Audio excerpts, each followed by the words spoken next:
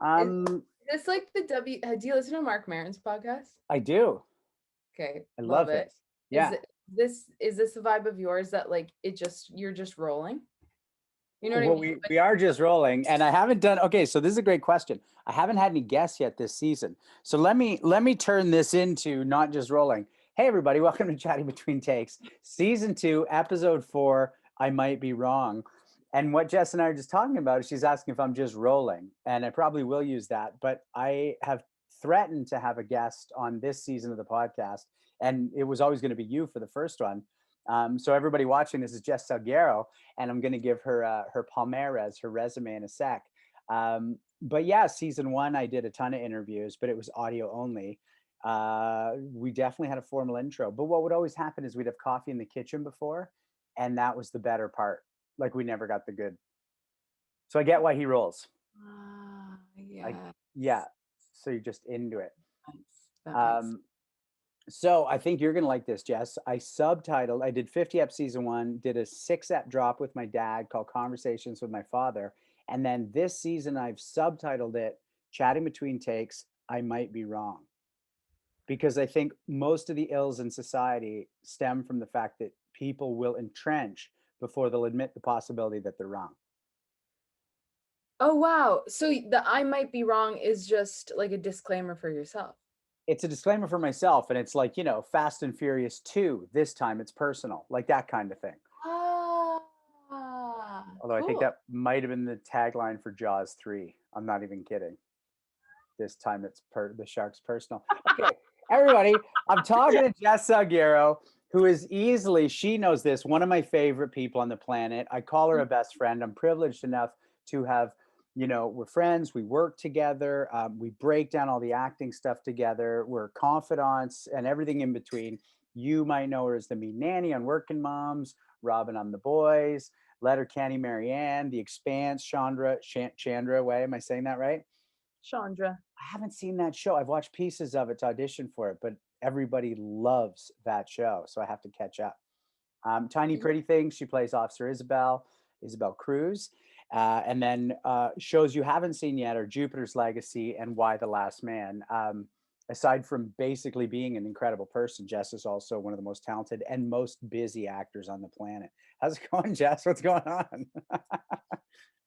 You're so good at this. Oh, thanks. Uh I'm laughing at you hearing yourself be introduced by me.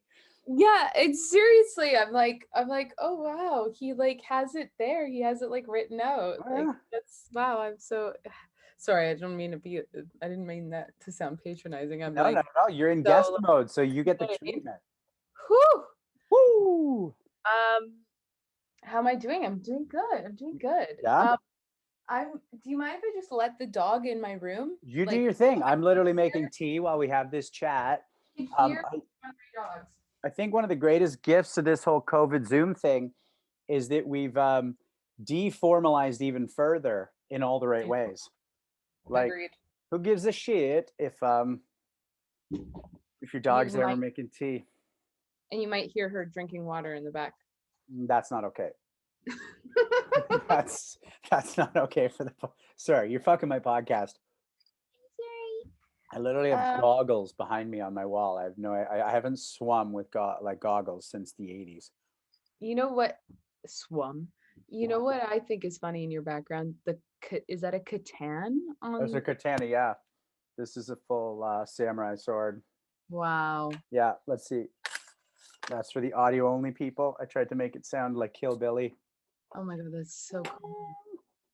Do you Um, think that just is a decoration? Is it decoration or is it like a no, it's one of the arts I do called iaido. It's the like drawing and cutting of the samurai sword. so cool. Yeah. Oh, there's your dog in the back. What's your dog's name? Soluna. Soluna. Yeah, like sun, moon. What a great name. Yeah. Soluna. I love that. I didn't like that dog before you told me her name, and now I'm a fan. She just got groomed today. So she's like, she All smells right. good. She's sitting on my bed. She's feeling herself. Yeah, big time. That's pretty good. Okay, so let's get it. Tell me about growing up. Tell me Okay. what it was like being you, and tell me as much of that as you want as pertains to your path to like why not be an actor. Okay. And please tell me if my audio cuts out or something. I'll. Sounds great. Um, I grew up in Winnipeg. Which I To love. uh, you know, I I love Winnipeg in a way. I did not like growing up there in that I was very bored and very cold. Um, a lot of my life. Um, but Hmm. I actually really love people from Winnipeg. But anyway, I grew up there and my parents were Portuguese immigrants, so we were really close to the Portuguese community. Um, and also we my parents moved to a suburb when I was born, and there were no Portuguese people like that in this Hmm. suburb. So it was interesting because I felt like I lived kind of a double life as a kid where I had this very culturally and um emotionally uh expressive Portuguese family. Hmm. And then I had this all my friends in my neighborhood who were super waspy, and it was just different. It was different. I was also used to hearing Portuguese around and at home or with my cousins, and then in my all my friends in my neighborhood, like they didn't know. Everyone thought I was adopted because they were like they didn't really understand That you what were was from going that on. house with that difference. Yeah, yeah, like they all thought I was adopted because they thought that anyone who's kind of brown is probably adopted. So Um, this is something you and I have talked about a lot because I have immigrant parents and my mom was yeah. German. So we had a total, like I was raised European 100%, like not raised Canadian. But because it's German Irish, I look like every other kid. Now we've talked about this. I never clocked that you're other or different, but you grew up with a sense of that, right? Like, Yeah, in a way, yes, in a way, but then I don't know. I feel like I'm in a weird position because I'm technically European. Does that mean I'm Caucasian, even though mhm, I don't feel like I present Caucasian? Also, there's a lot of things with my ancestry that would also add some more to the mix of yeah, what me and my family what composes me and my family. But anyway, it's yeah, othered, I guess, but it to be honest, um I think that the fact that I had older siblings that were very proud to be Portuguese, mm, like older sisters, um I felt like it was okay. Like yeah, I knew that kids at school were ignorant. Like I actually knew what was happening. I didn't think, "Oh my God, I'm lesser than," or they don't want to come to my house because we talk loud and our food smells weird. Like I didn't think that I was uh yeah, I didn't take it too personally, and I yeah, think it's because I had older sisters to be able to talk to me about that. yep, Um so yeah, along with how I grew up, definitely being the youngest of three sisters was super formative. yep. And they're a lot older than me, meaning they're 12 and 10 years older than me. So it's almost like I had three moms growing up. And Well, uh, psychologically, that can be considered only child, right? With that, it's 5 years apparently, and my brother and I are on the cusp. But there's a thing where you're not interacting socially in a way that makes it as sibling as almost only child. I've read. uh, wow, that makes a lot of sense. That's Yeah, really interesting. Also, they both moved out when I was 12, so I kind of became an only child right. at 12. Um, so yeah, and I'd say that in without getting like too far into like my family dynamic, there was a lot of uh there was a lot of angst and tension and Mm. emotionality in my house growing up. And I felt that as the youngest and as someone who was much younger than everybody, I could witness it in a different way. Okay, Um, what way? Because I want to talk about this because I know I have that same feeling, and I'm curious if it's a similar way. yeah, I mean, it very much might be because we're both actors now, but Hmm. I think it has a lot to do with why I am an actor. Is I would see, for example, one of my sisters fighting with my mom, and I would know what they actually wanted, but Ah, were unable to say because I was a kid. I'd be like, "Oh, they just want a hug," or like, "Oh, oh, mom just wants someone to acknowledge how hard she's working." Like it was just, I think it's because of my innocence of being that much younger that I saw the subtext. I am so shocked we've never talked about this because my therapist has literally talked to me a decade ago about the curse of Cassandra, one of the I believe it's a Greek myth where she could perceive the truth at all times but couldn't express it. And Oh. that's what I felt like in my house. Like you're watching and you're like, all you have to do is say this and it ends, or all you meant to say was this, but this sentence is where it got confused. And Mhm. I do Exactly. think it's a gift of being a younger child, and it's also the curse because you go, what the fuck, like why is nobody getting this, but there's no way to express it in a way that'll be heard. Oh gosh, that's you nailed it. That's exactly it. It's exactly it. Um, you have no one's gonna listen to you, especially when they're in the heat of the moment. Hmm. And there's too much pride to even be able to hear what a kid's saying often. Yeah. Um, I love that, Cassandra. Yeah, yeah. No, that's exactly it. So let me ask you, and maybe we won't crack this open, but what is that? Like, why would that? Because I know so many of us actors have this in common. What would lead that to make you or me? Why does one become an actor when that's why is that a piece of it? I think it's like a fascination with human behavior after that.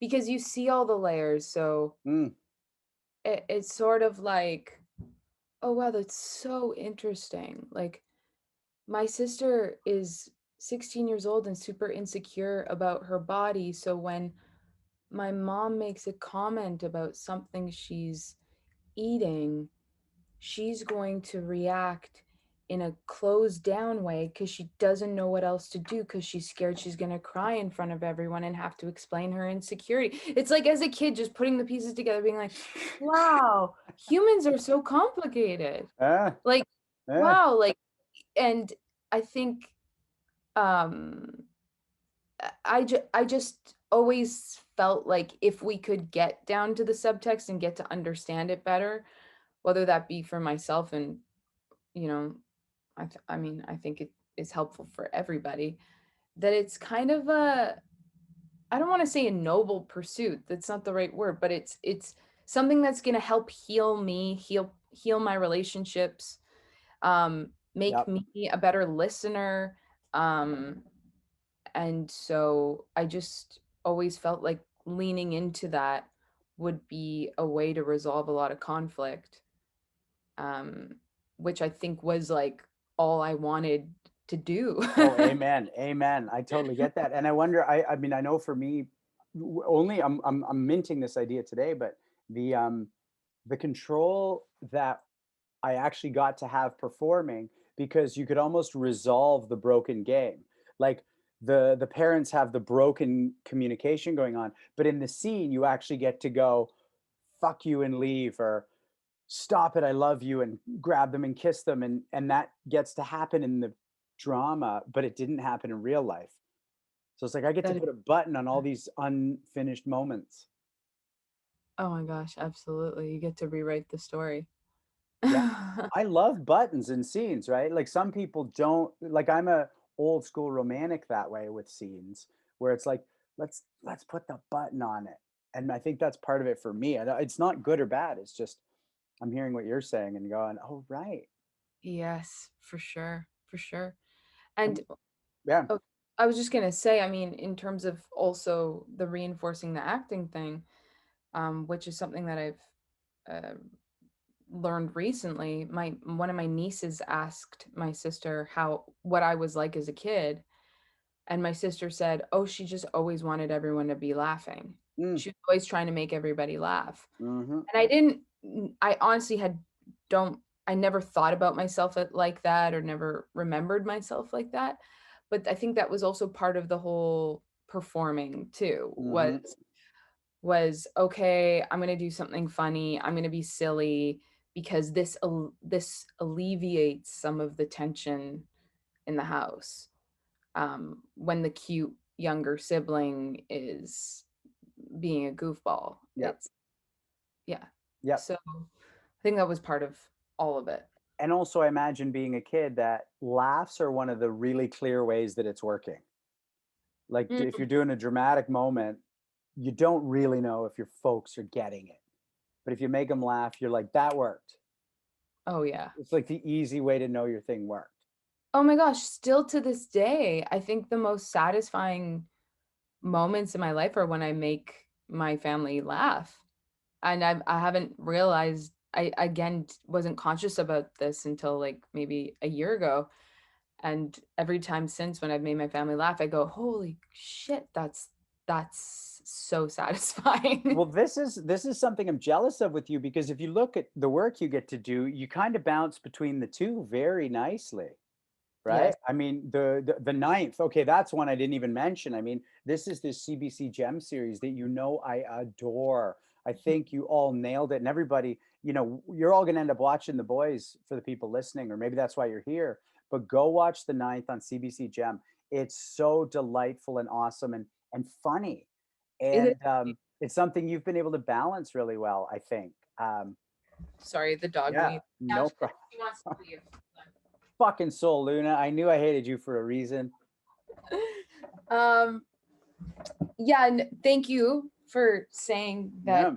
I bounce between it. I feel so lucky that I've so far been able to do that, Mhm. because that's uh that's the dream. And honestly, when you get to work on comedies, it's so fun to go to work. Mm, It's mm. always fun to go to work, but you know what I mean? Like when you have to do a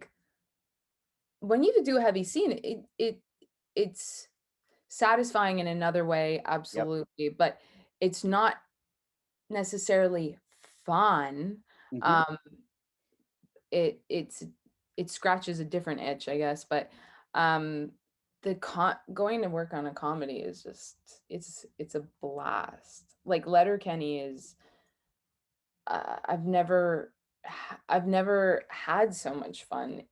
I The problem with that job is I have to try to not laugh. Like the whole time I've ruined so many takes because I burst out laughing, usually at Kelly McCormick. Oh, you two are Um, genius. You're genius. And the writing, of course, is just oh, giving it's so good.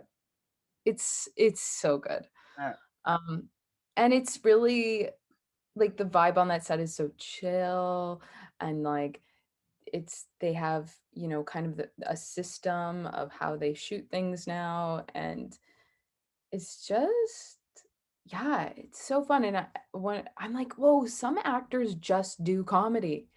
I can't They even have imagine. I the best can't even job in imagine the how world. amazing that would be. I mean, look, I've gotten so close to so many comedies, and then those are the only ones I'm mad that didn't go my way. The Mm. odd drama doesn't go my way. I'm shooting a drama a month later anyways. But there's only so many comedies that line up with my juice. And when I miss them, I'm like, no, because that's all I actually want to do. So let's keep going with you though. Let's get in. So when is it that you start connecting to the concept of either acting or art as a real thing versus, just perceiving and making people laugh in your household? Hmm. Well, I always, I always wanted to do it. I was very secretive about it. Um, my mom says, in grade 6, when I was in 6th grade, um, I did like this school musical, and I it was about a princess and this knight, and I played the knight. Like I played a boy's role, and I was a lead, and it was a musical, and I had to sing all these songs. And my family came to the musical, and they said they had no idea that I had been practicing singing. Mm, My family, my parents worked a lot, but my mom said, "I had no idea that you, like, were doing a play, that you were the lead, and that you had a bunch of solo songs. Like, when did this happen?" And I was so secret I was just very secretive right. about things. It's my Scorpio-ness, I guess. And, so from then on, my luckily, my parents, you know, were like, okay, maybe she should, I don't know, we should put her in something. We don't know what. We live in Winnipeg, and no one in our family is an artist. Um, so I started taking dance class, and then I did dance for most of my teenage life. Mm-hmm. Um, and then when I was 18, I was teaching musical theater at the dance school, and one of the other teachers came up to me and was like, she's like, "You want to get out of here, don't you?" She meant Winnipeg. And I was Yeah. like, yeah. And she's like, "I think you should audition for this school in Toronto, and I think you should go." And I was like, "Okay." Oh It God, is this a guy or a gal? Who's was a gal. God bless this woman. I God know. bless it. Have you thanked her since? Have you? You know what? I don't think I've actually I will. Like I've thought about this a lot, and there were two teachers that kind of encouraged me. Um but I need to give her like What a an yeah. incredible thing. I mean, I'm older than you, but I think about when you see something in someone and you actually give them a push, they might not. I mean, imagine what your life could be if, I mean, you'd have found it some way, but you might not have found this. No, I agree. Like I think I yeah, coming to Toronto was really important. Eh. So was that Because Randolph? You auditioned and, yeah, yeah, I auditioned and I got in. And so I came. I like did not look back. I was like, okay, I'm gone. mm-hmm, mm-hmm, And I moved here and I loved it and I loved school.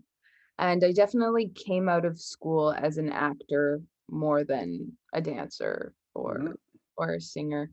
Um, but love all three. And then yeah, and then I had a theater company. I did mostly theater my whole 20s. Was there a mandate? Was there a vibe to it? Was there a, this is Yeah, the kind of theater? we were doing absurdist. What? How have we never talked about this? We talk all the time. You did absurd. This is like how I got into acting after theater school. That is, I feel like, did have we talked about this? Maybe we I, just sense it off each other. probably We're why we get along because it's all absurdism. it is. It is. I think So yeah, Euro folks understand that in a different way too. I mhm. don't know why, but I mean, it's born out of that culture and born Mhm. out of the war type, like the wars didn't land and bomb buildings in North America, right? World War One and Two destroyed continents. So they inherently understand absurdism in a way that we don't have to. But as ancestors of it, I think we might have it in us. Yeah, absolutely. Yeah. That makes so much sense. Mm-hmm. Um, yeah, we did like Eugene Ionesco plays and um Fabulous. we And this was your company. yeah, So, we were called Art and Lies. so let me break this down because look, for the listeners, like I don't know if you get this, but Toronto is a very vibrant theater scene. And I just love the idea, Jess, that you're what, like 21, and you're like, I'm going to start a theater company, and we're going to do absurdism. I Like know. where, like just that's even the mandate of a 21-year-old's way of looking at the world. I love it. Well, to give credit where it's due, I started it with one of my teachers at Randolph, and she was really into absurdism. Hmm. And um, it was definitely her. Um, she inspired us. Like it was her passion that really um, that's how I found it, was through her. Hmm. So her name's Rosanna Saracino, and she's amazing. That's awesome. I also think that like all the best teachers I've had in my life and the kind of teacher I try and be when I teach is that you're still just in the thing, doing the thing, and you're looking for young people to bring into the fold and be like, you seem like you kind of get this, because it can't just be a generation. It can't be a bunch of 45-year-olds. It's got to be whether it's karate or fucking acting, like you need the young people in your theater company giving it lifeblood. That's What a so true. cool thing. That's so true. And I actually really respect her that she was open to that, you know, because I think Mm. it'd be like easy to be like, I'm not working with amateurs. But she was like, hell yeah, let's do this. I think I think there's okay, I think there's a saying, and it might even be like the awful cone character in Angels in America, but to be successful, you need an older person to take an interest in you. mm, And I remember clocking that and being like, wow, I danced around that, but I actually rejected a lot of people who would have been mentors because I could do it on my own. And it sounds like you didn't. It sounds like you embraced that a little. oh man. Yeah. No, I don't have ego around that. I need Whew. mentors. I want mentors. Like I want mentors all the time.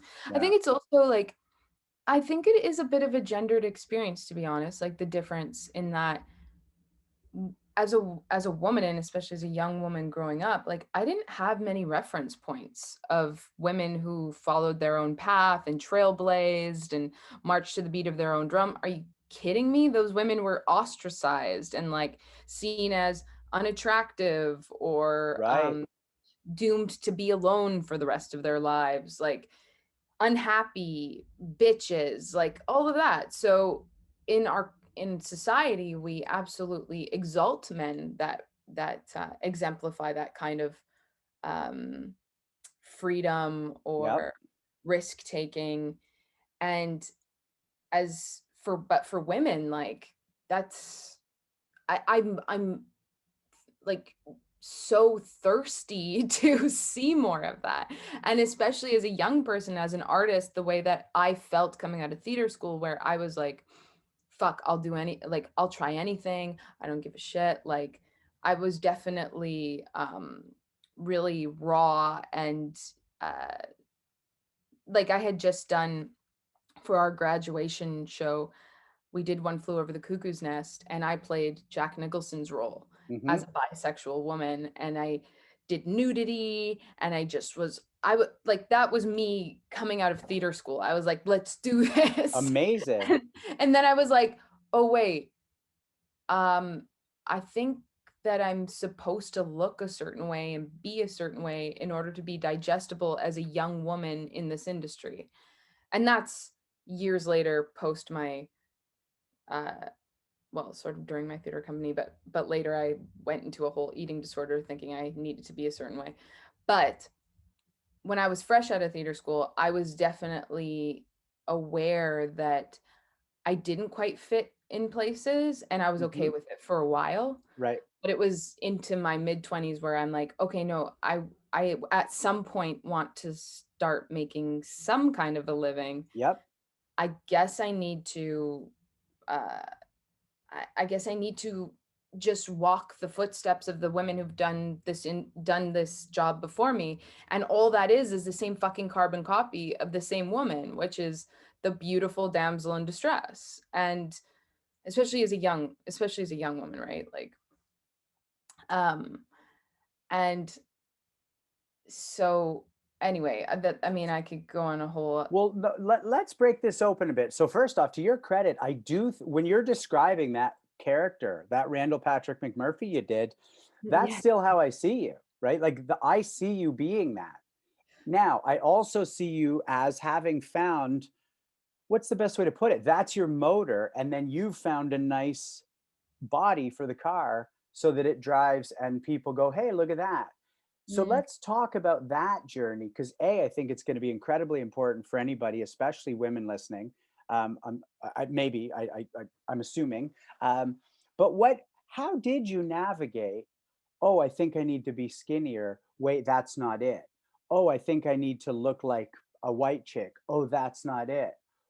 That's a real gauntlet that, let's say, I went through in a different way related to artistry, but never really had to relate in terms of perception of me within a biz that just kept going leading man, leading man, leading man. So I mm, could fall up, and I did. mm. What was that for you? Like get as specific as you want or not, but it's a really compelling thing for me. That is so sorry. That also that expression you just said about falling up is so interesting. Okay. Um yeah, so I felt that the only way that anyone was going to hire me was um if I if I could do anything within my control to be again as digestible as I could be. So, Digestible. I love that word. I love that you're using that word. I've never heard it put that way, and I think it's really important to clock yeah. that. So, yeah, it launched me into an eating disorder, exercise disorder for several years. And but I mean, it was such a important moment in my life because so 2 years into it, I still wasn't getting hired. Mm, Um and I was very unhealthy. I hadn't been getting my period for 2 years because I was underweight. And I was like I was depressed. Like I was just not in a healthy frame of mind, body, heart, soul. And my sis I told one of my sisters, okay, I'm going to quit acting. I'm done. Like I was probably 26. I was like, I'm done. Like it's not worth it. And she's like, okay, I think you need to start writing about what you're feeling. And I was like, okay. And she's like, join me and these other two women. We write together every morning at 7 in the morning on Skype. And I was like, okay. So I started Skyping with these women every morning at 7 a.m. for 2 years mm, nearly. mm. And they were all writing books. I didn't know what the fuck I was doing. I was just like, I don't know, I'm journaling, I guess. Like I don't know what I'm doing here. And what I what I uncovered in that process was holy shit, I'm making myself small. I think Ooh. that in order for a woman to be successful, she needs to be small. Like that is what I am enacting in every way of my life right now.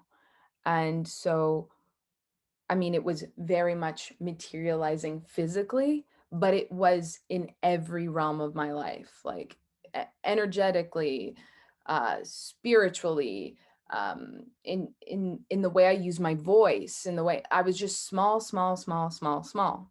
Well, and if I can just interject, one thing you and I have talked about is the idea that if me as a guy wants to become powerful, I add muscle, I get big, I take up more space, and that you get really skinny and you demur or defer, and you brought that idea to my attention, and I've never forgotten it. And I think, wow, what a perverse culture in which we add inches to, like, literally it's just inches to a guy and go, he's powerful. Oh, we subtract inches or else she's not desirable. That's fucked up. Absolutely, yeah, that's exactly it. And so, um, I realized that because I wanted to heal myself, and me not getting my period was actually kind of my it was sort of my rock bottom in a way. When I talked to my sister about it, who's like a freaking doula, fertility guru, coach, amazing activist woman. She's like, "Jess, look, I'm worried about this because well, A, you're not getting your period because something's off in your body, but Hmm. this could affect you having children one day. And it's something to be taken seriously." And when she said that, I went, "Oh fuck, like I want to have kids and Right. um what like I need to get right. I need to get right with myself. I need to get right with what's Wow. going on." And so um I realized in order to heal myself and because this was definitely an eating disorder situation. I needed to start to take up space, but not just physically, because I knew that would send me down some weird other spiral. Right. I was like, I need to take up space in every way. And so it was kind of a little experiment. And I started to do things like wear really bright colors. Um, I started to uh, like really take my time in the day to like, I'd like spend so much time putting lotion on my body, or I'd like really spend a lot of time um yeah, like picking my wardrobe, being like, I'm going to take up space. Like I'm going to be bright. I'm going to catch attention. I would wear heels or like platform heels on purpose. Like in a way of like, not just like, oh, this is sexy. I was like, no, I want to be taller. I want to Mm-hmm. like experiment with every way I can take up space. And and then like things like singing more. I started like singing fado music, which is this Portuguese music that I ended up writing a play about. And um yeah, it was just this kind of blossoming, I guess, into like my actual adulthood in a way. Well, I love that you just said Yeah. actual, because I was actually just going to ask you that. Like, you basically took your 20s up until mid late to kind of figure out who you are and how you function in the world. And I always like to I always like to go a bit outward with the idea of these podcasts, or, like for someone listening, like if I look at your resume, I go, "Oh, fuck, that chick just works her ass off, blah blah blah." Period. That's not your story. You're not shooting anything. You're literally, it sounds like, from sort of the tail end of the theater until you started to emerge into the new space, like 3 4 years of descent, reemergence through conscious writing, 2 years every morning with other women who are helping guide you through this process, and that's after hitting a bottom. Is that accurate? Yeah, pretty That's much. beautiful. No wonder you're so conscious. And the thing with you, I mean, whether it's those first times we met or those first parties where we connected, the one thing you've always been, in my perception, is so present. Is Mhm. that you don't take up space in a way to take up space. You're just present, present to the conversation, present to the interaction.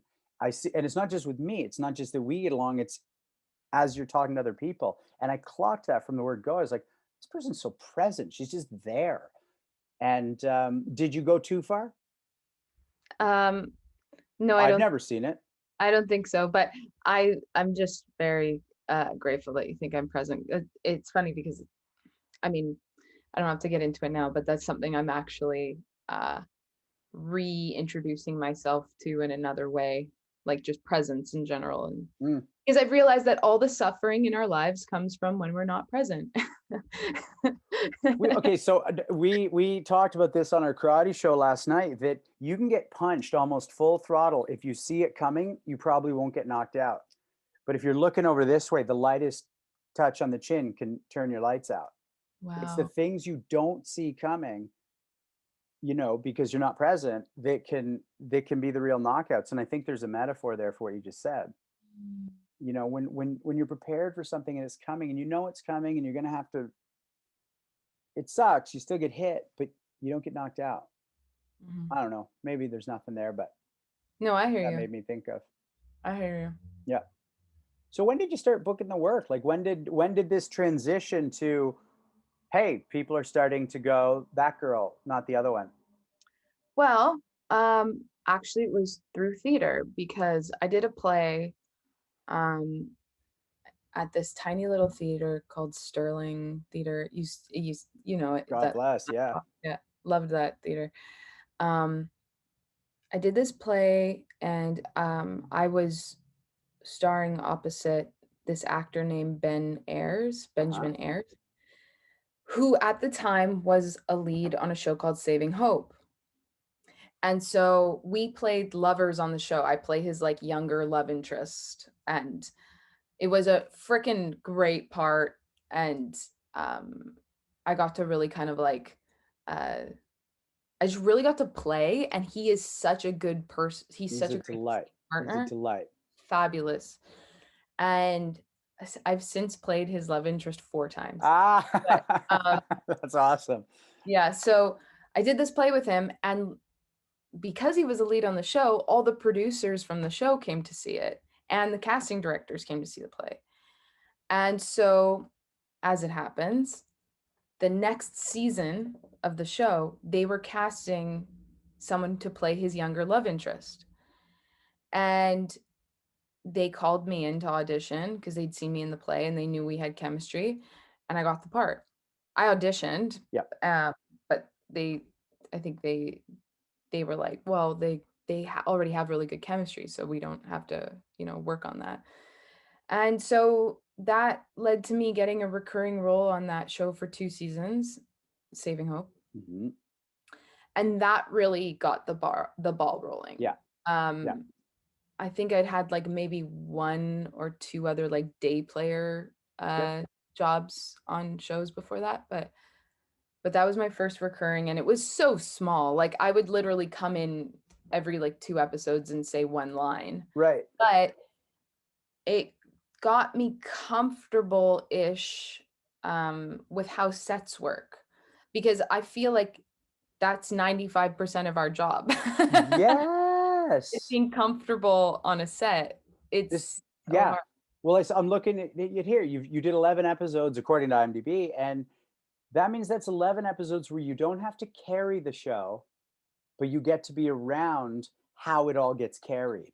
And I Yeah. think that's something that young actors forget sometimes, because some friend of yours is the 19-year-old lead on a show. And so you think you should be. And then you get mad when you realize they had parents who were actors or they were kid actors. But that's how it kind of should work, because you don't know how a set works yet. You don't even know what a focus puller is yet. And so it's going to be a real deep end if you don't sort of have what you'd call a gradual, build. And Emily Coots, who's a friend of Jess's and mine, and I once said to her, like, I wish for you a gradual growth. And she wasn't kind of sure what I meant until she started working and went, I totally get what you mean, and I'm glad I don't have to carry this show right now. Oh, oh, 100%. I had to carry a show out of the gate, and I couldn't. It was too much. Wow. I don't attribute that for my drug stuff, but it contributed in that I really wasn't sure how to do the thing. Acting wise, yes, but the whole day's worth, no. Oof. So you got that out of the gate, which is so beautiful. You got to feather in. Yeah.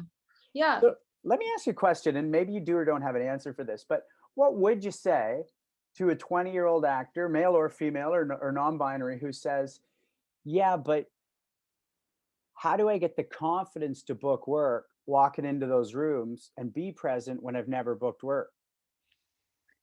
How do you do that? It is hard. It's obviously that like weird catch 22 thing, but uh honestly for me it was theater. It was like doing stuff I had control over, or being Mm, in class. It was like, yes, it helps to perform in front of people, and it helps to make mistakes in front of people. yeah, And yeah, so it's practice.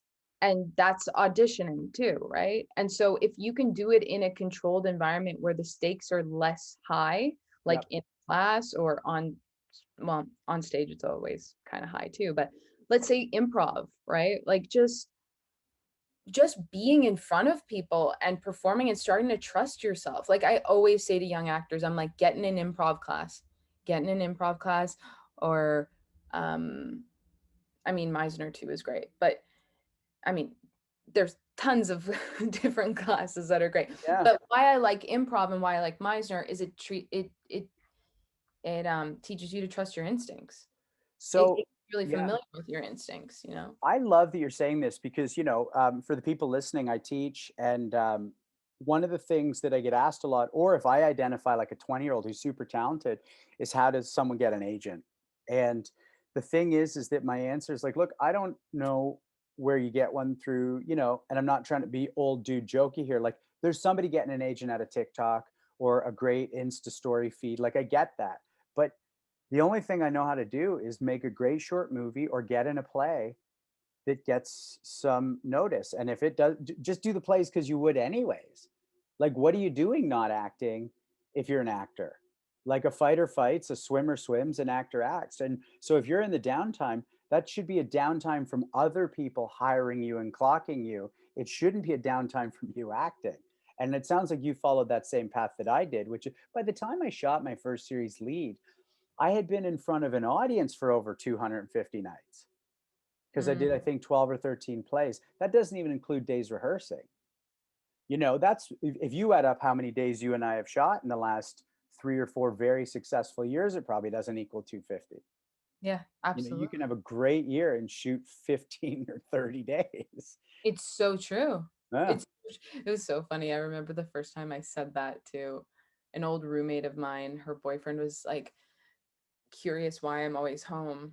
And he'd be like, "Wait, you're on a show." And I was like, "Yeah." And he's like, "How many days do you work?" I'm like, Don't tell anyone, Jess. like, You're giving the secret away. okay, I won't say.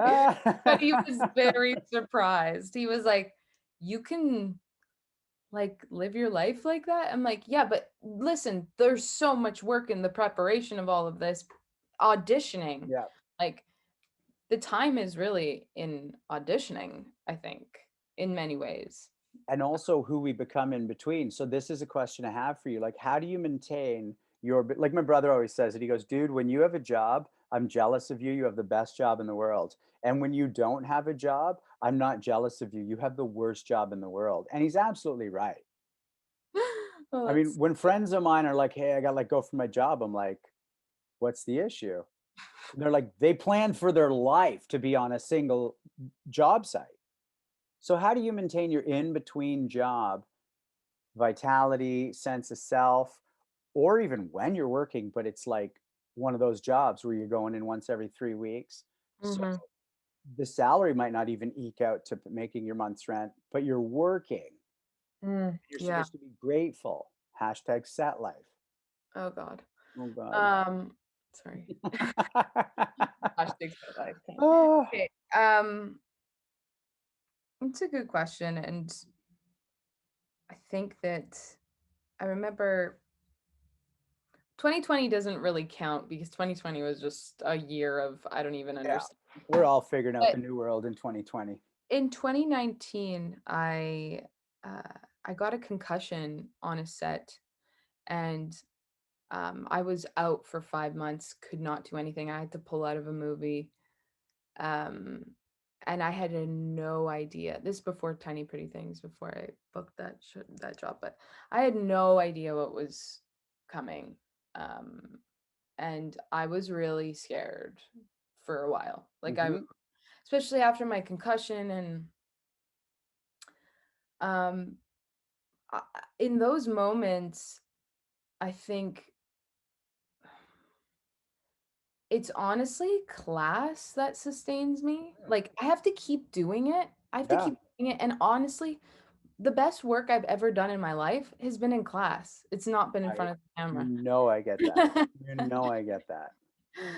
Um, so I have to do that, and I have to do something within my control. So it's usually something like, okay, I start writing something, Uh-huh. or um I just need to feel like I've done my diligence, and then I think it's gotten a little bit easier for me to trust Mhm. that something will come. I'm sure you feel this, like, because you have your past to reference now, Exactly. and you've been here before, like, you've been Yep. at the point where you don't know what's next, that you can go, "Okay, I've been." It's like a breakup, right? It's like, you know oh, you know it's gonna be hard, but you know you're not gonna die. But your first breakup, you're like, "I'm going to die." Like, Yeah. why didn't anybody tell me that where people die? A perfect analogy. Seriously. Um, so, yeah, and, I mean, you and I are so lucky that we have such good agents Yeah. that Yeah. really keep us, um, encouraged, Mhm. and, like, definitely, if I'm not working, but my auditions are good, thank God I have an agent that'll tell me that. Like, that'll be like, "Your work's good." Like, don't get too heady about this? Like, And one thing you and I have talked about, and you're kind of talking about, is that little article of faith. But we also know, like, I know when I'm auditioning for a show, technically I'm auditioning for that role, but I'm really just auditioning for the people involved, right? So I know I'm like, I checked in with my team last week in the States and in Toronto, and they're like, Shaun, your auditions are fucking great. It'll come when it comes. We know this. I'm like, great, just checking in case that there's something I'm going too far in one direction. But the point is that The mm, Boys is a perfect example. You know, I was up for the Frenchie role, didn't get it, got the Ezekiel role. I was auditioning for the show, for the producers, for the casting, as much as the role that first time out. So they get a flavor and go, oh, first time we've seen this woman, maybe she's more over here. But that one might take a year or a season before they find it. it's so true. So Or you. let's, yeah. Let me jump into, because I know you as somebody who has alternately called themselves, I might actually have the word wrong, but a witch, and I know you're a feminist, and I love, love, love how much I learn from you when we talk, because I literally just ask you questions like, what is this? Or am I off track here? And it's not even that, maybe that literal, but where does your politics, um, gender politics, sexual identity politics, where does that fit, or does it need to fit? And I want to include the concept of ethnicity in this within your acting career and the work you choose to do. Hmm. Hmm. Um, okay, the work I choose to do, that's an interesting part of it because I'd say it's really only recently that I've become more discerning with what I do because I think for a long time there was a whole scarcity mentality of, oh my God, they're letting me act. I'll do Right. whatever they want. Yeah. um, so now I feel like I'm more discerning in terms of, is the writing good? Should I be playing this character? Um, there's a lot of questions I'm starting to ask myself now. But I'd say in terms of, how I feel about the world personally and how I navigate that professionally. Um, I'm I want to be a part of shows. Ideally, I want to be a part of shows that um, are changing the narrative, like Mm, that in so many different ways, and it doesn't have to be so obvious. If the writing's good and the writing's honest, it will be changing the narrative right. because we have just been telling the same bullshit over and over and over again, and um, I want to tell stories that are like it's 2021.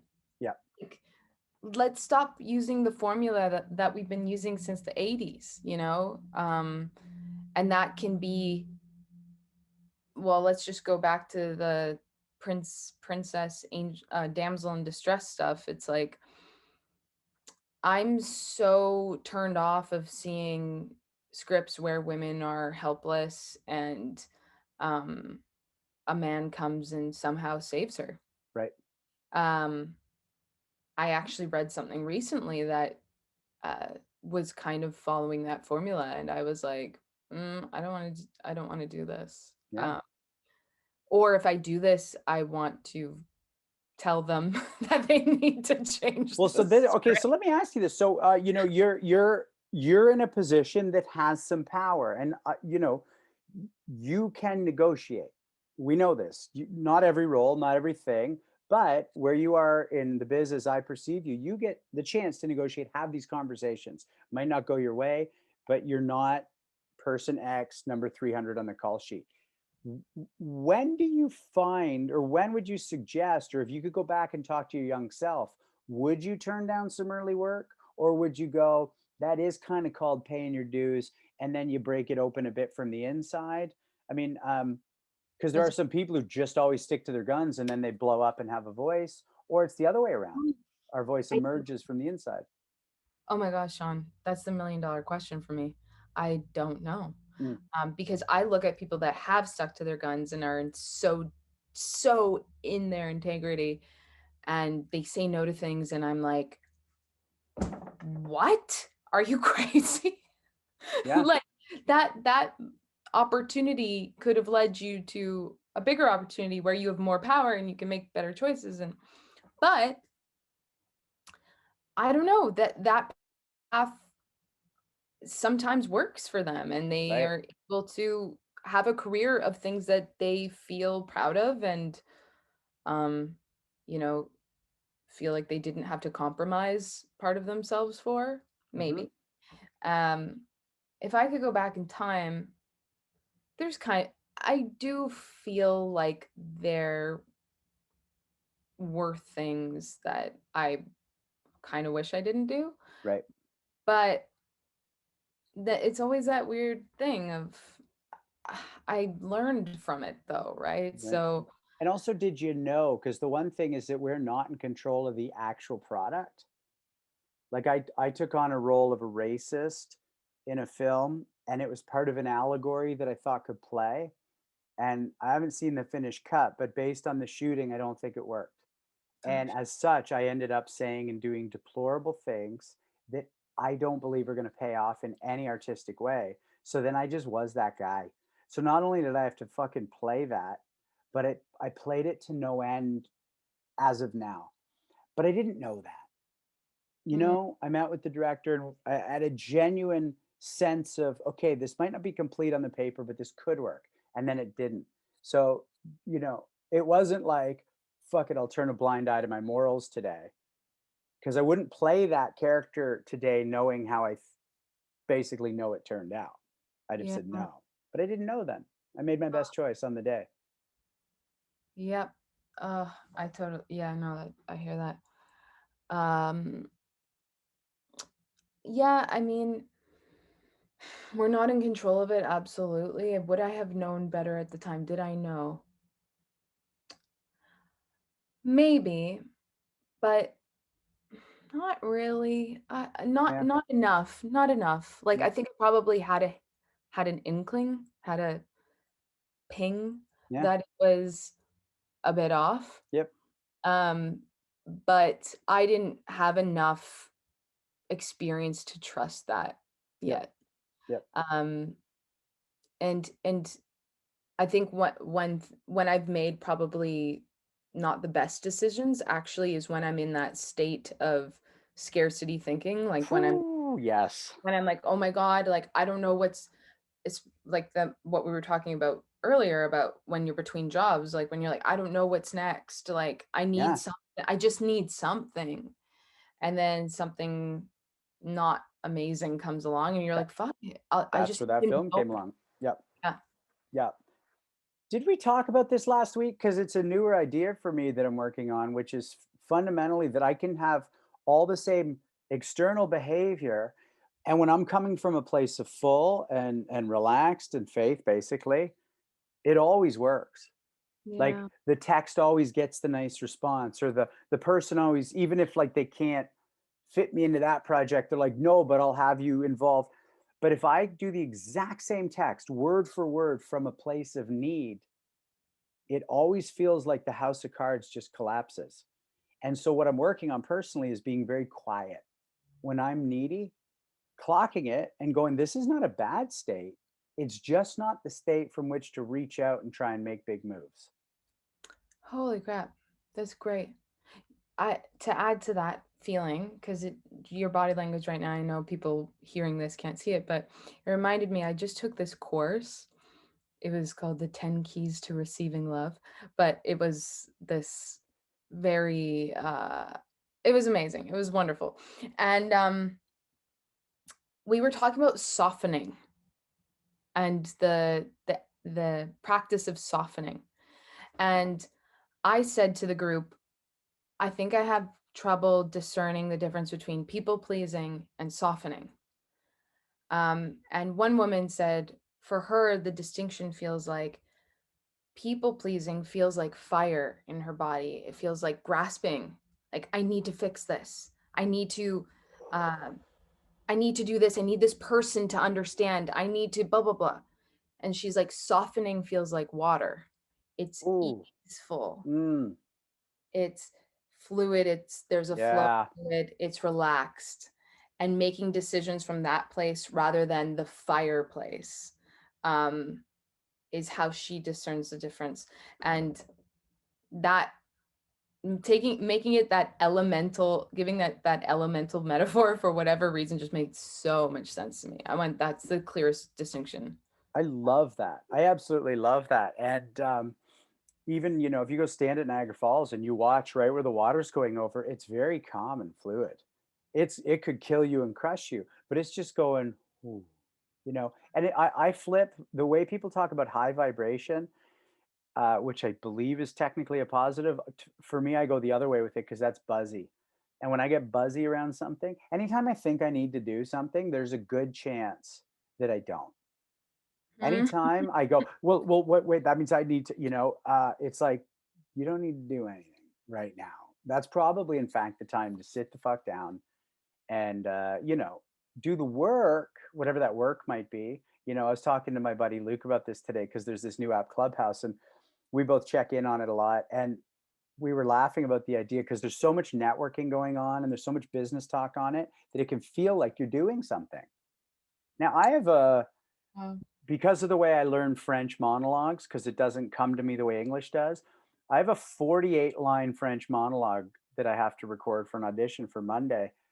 And I'm sitting here with, you know, and I've got it broken down almost mathematically for myself as a way to learn it.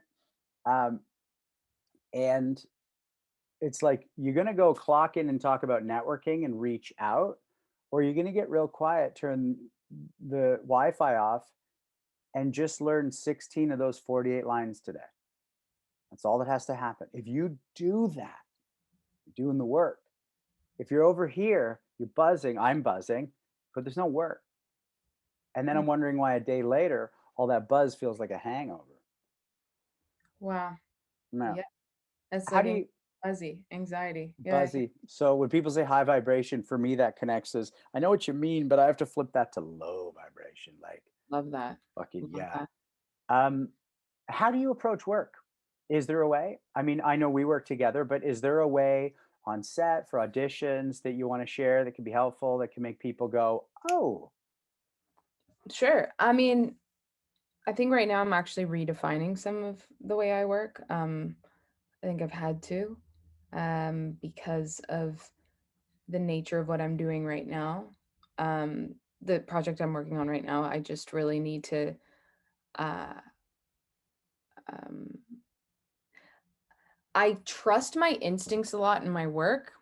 And what I needed to do lately is I actually needed to get really specific about, mm, um, certain things to do with my character. So I've actually been, and I haven't done this really since theater school, I guess, like really mapping out my character, like really understanding things about her backstory so that I could have point of view with certain things. Because I didn't want to be broad with it. I didn't want to be like, oh, I wanted to have a feeling about, um, just certain things in the script. I just really needed to know where she was coming from. Uh, and fused with where I'm coming from, obviously. But yeah, I'd say generally with auditions, I've mostly been studying Meisner for the past 7 years, and I think what it's taught me and how it's applied so well to auditions is that it's all about relationship. Like it's all mhm, about how you feel about the person you're talking to, and um, that beautiful kind of uh, alive thread between two people. And so I think that's always something that I've, in terms of auditioning, like something that I have to remember and reference when I go into an audition room, when I'm with the reader, or if I'm doing self tapes. I'm like, oh yeah, this is like, let's really listen. Let's really be moment to moment as much as I can with mhm. these people. Um, And it's funny, I think about acting, for me, there's 3 different kinds of acting. There's theater acting, Hmm. there's auditioning, and then there's film and TV acting. Ah, that's so So, good.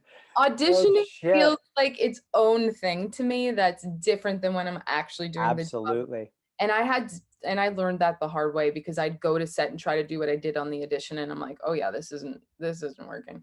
Um, but and other way around, like And I'd vice versa.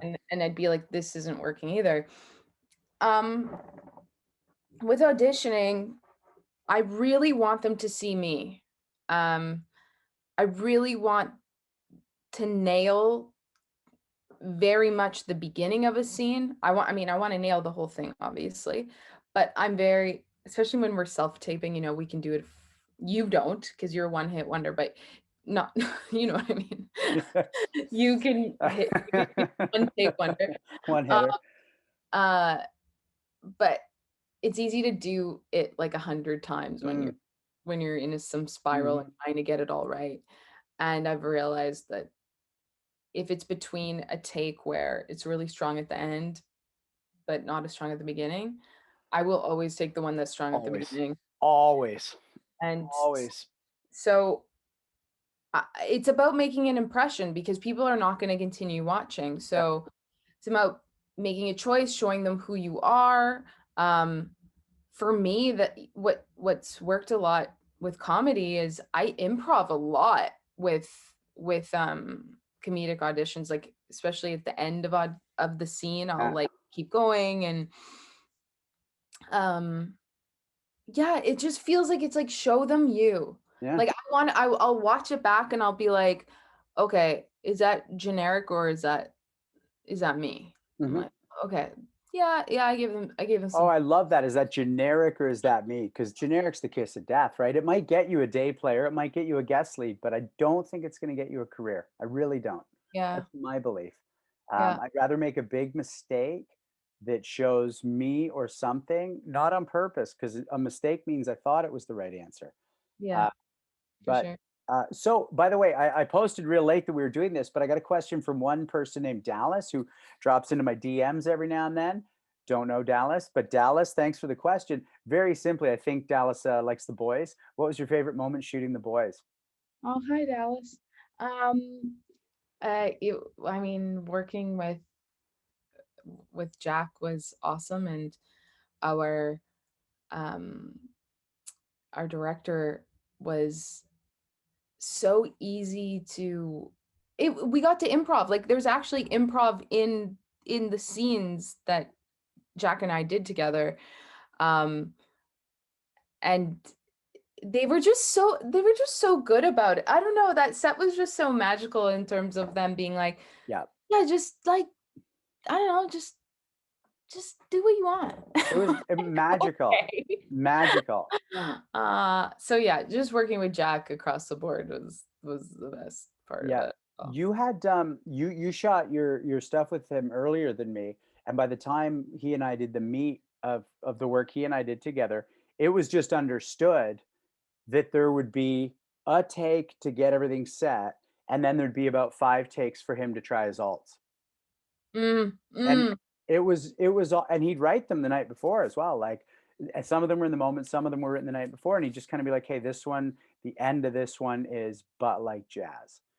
And then I'm like, I have no idea what he's gonna say. And then he just does this whole bit about playing my butt like jazz or whatever. And you're just like, and then you're the great thing is he's only given the cue. But anyways, what you experienced early on grew and was just magnificent, got even better. Oh, But he's so well cast. yeah.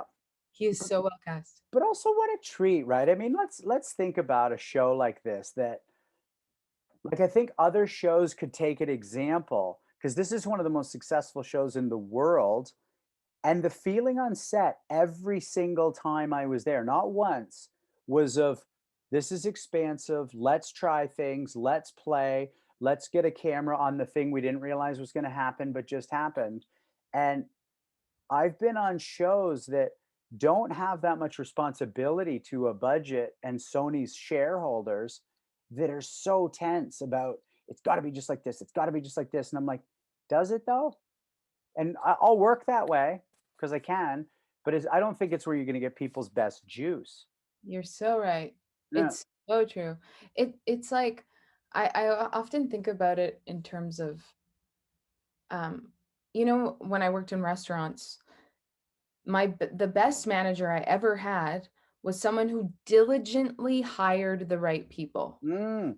So he hired right, so he didn't have to micromanage. And we had such a good time working at this restaurant Oh. together. It was my last serving job, and it was the one that was the hardest to leave because I had such a blast working there. Mhm. And it had so much to do with his hiring process.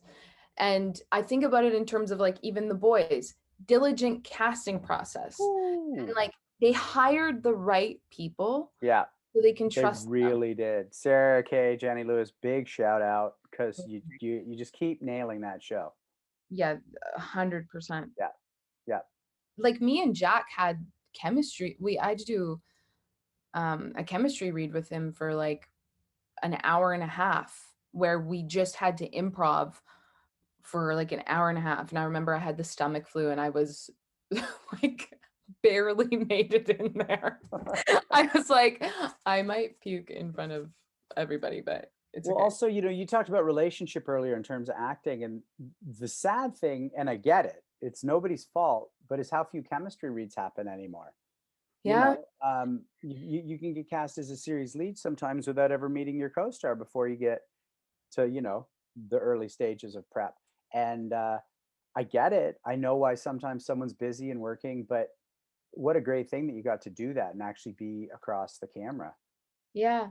I mean, if they don't have time to do it in the auditioning process, at least do it before you go to camera. Right. I Yeah. think it helps. Like the show I'm doing right now, we have rehearsals all the time, and I'm so grateful for it. It makes such a huge difference. Yeah. um, so we're well over an hour here, and I think it's a nice time to wind down. But one question I want to ask before I give you all the last words to shout out or promote or just bring up any topic you want. I just like this question. We actually introduced it in our karate show, and it sounds like you're 85 years old. But greatest achievement thus far, greatest regret thus far. Oh fuck. Um, greatest achievement, honestly, would be I wrote a play in 2012, um, with my theater company, and we it was a two-hander, and it had to do with I got to do Portuguese fado singing in it. The other actress was an opera singer who sang opera in it. Anyway, I wrote it. We performed it at the Winnipeg Fringe, got Best of Fringe. We performed it in Toronto, and I've never felt more proud Mm. of the day we set up our set in Winnipeg, and my parents did all the set for it, like because my dad has a furniture company, so he Oh, did that's incredible. all the furniture. My sisters stood outside the hockey arenas handing out flyers for the show. The whole Portuguese community came out, interviewed me, and would come and be in the audience. And something about doing it in my hometown with that community, with my whole family there, and the show being a success and being so satisfying to do in so many ways for me as an artist, and um having gotten and making a little bit of money from it, it was the best like summer of my life. Amazing. Like I was like Amazing. on such a high, because it was also, as for good, for better or for worse, I felt like I had full control over what just happened in my life. Like I wrote this thing, Yeah. I produced this thing, I'm Yeah. acting in this thing. So I could imagine, as someone who's a creator, someone who writes and um really is part of the process of birthing a project. It would be so satisfying on so many levels, more than I think just being one of those roles. It's so satisfying to like, it was your vision. It's beautiful. Before we get to regret, you've mentioned the word control a lot, and you're one of the few people I know for whom that seems to be a positive notion. And I say that as in the sense that most people I know who are seeking control, they should be doing the opposite. And I even count myself among that a bit. But it seems in your case that it comes from a very genuine place of just having a bit of say in the path in a way that doesn't seem, egoic. Or so how do you find a balance between wanting control but you are a woman I know who is a woman of surrender? That's so cool. What a interesting observation. Wow. Well, okay. Whether you believe in astrology or not, I am a triple water sign. And once that has been explained to me, I understand it on such a deeper level in myself. I am so watery, meaning I'm so I go with the flow very easily. I'm very adaptable. I don't know if it's about being the younger sibling too, where I just like fit into what everyone else is doing. Hmm. Um, and so for me, it feels like having deciding to take control is not my default.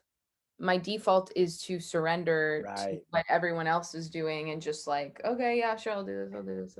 Like be pulled in a million directions and be like, yeah, I can do that. I can handle that. And I feel like I have quite a bandwidth for a lot. So I'll be like, yeah, okay, sure. So taking control just is like a radical thing for me to do. Right. I love that. I love that. Mhm. Yeah. Greatest regret. Oh God.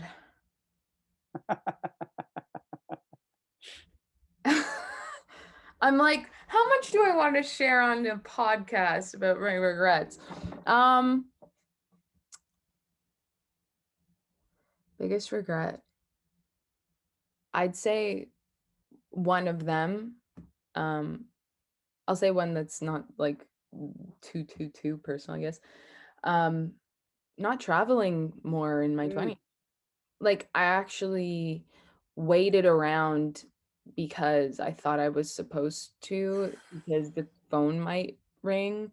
Um, and like, oh my gosh, I had a trip to go to China with my dad booked.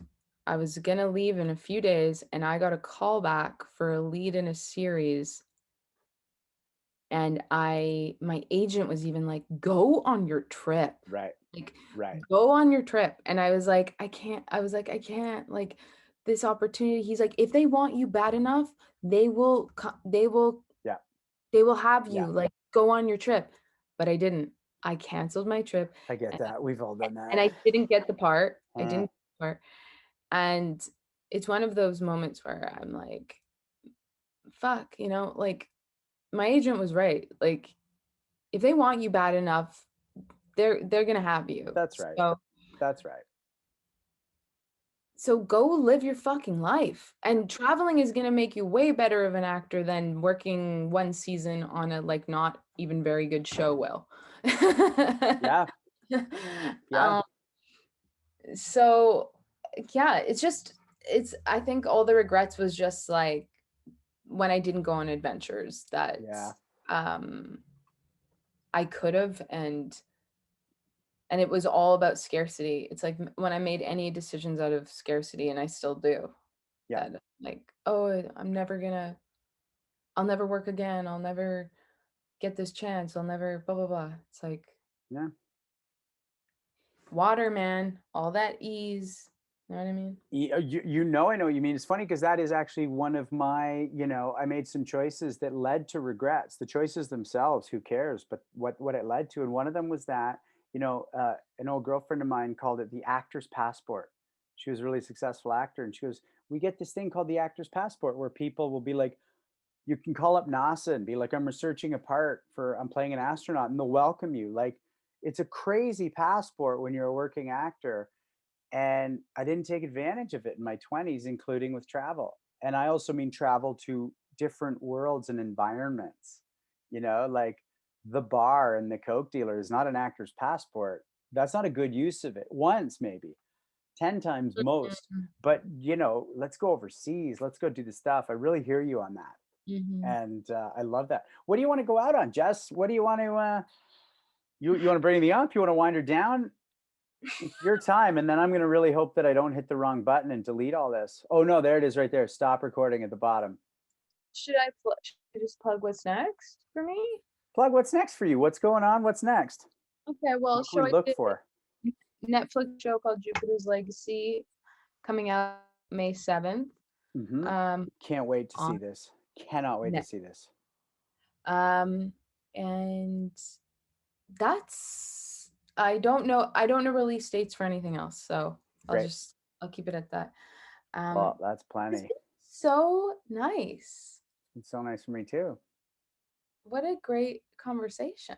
Thank you, and thank you for the conversation. This is the best inaugural video podcast I could have asked for.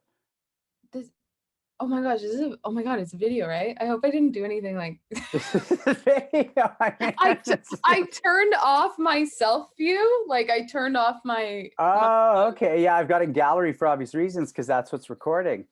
well, I, I feel I on hope. Zoom, I need to turn off my self view because otherwise I just look at myself.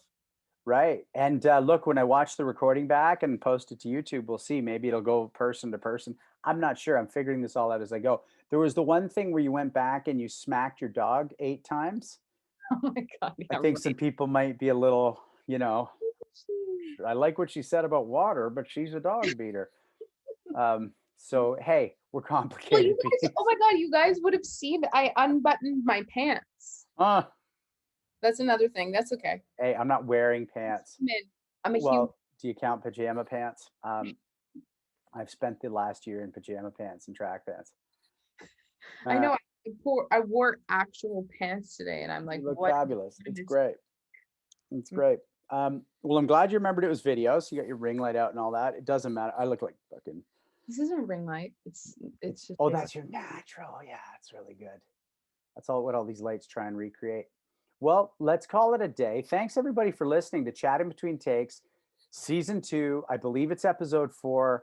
I might be wrong. Oh, let's go out on that. Where do you sit with that I might be wrong idea? I might be wrong. Like, Yeah, just so do you in mean like this? general, relating to society, to work, any of it. Does any of that connect for you? Does it matter? Oh no, it's well, it brings you back to presence in a way, right? Like that this is the truth right now, but like from any other vantage point, it might look wrong, Hmm. and it very well might be. Yeah, yeah. This is the best advice that I have at the time at this moment, but you talk to me in a year and I'd be like, "Uh, no, that was awful advice." Yeah. I don't know.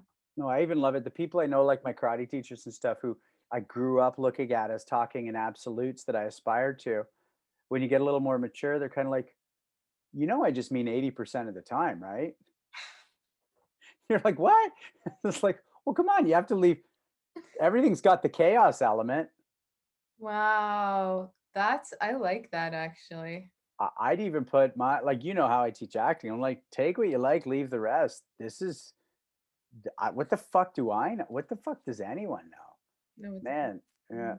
Well, That's awesome. like being in your class too. Well, yeah, it's not for me. It's for you guys. Mm, that's Thank you, Jess. You're the best. I adore you.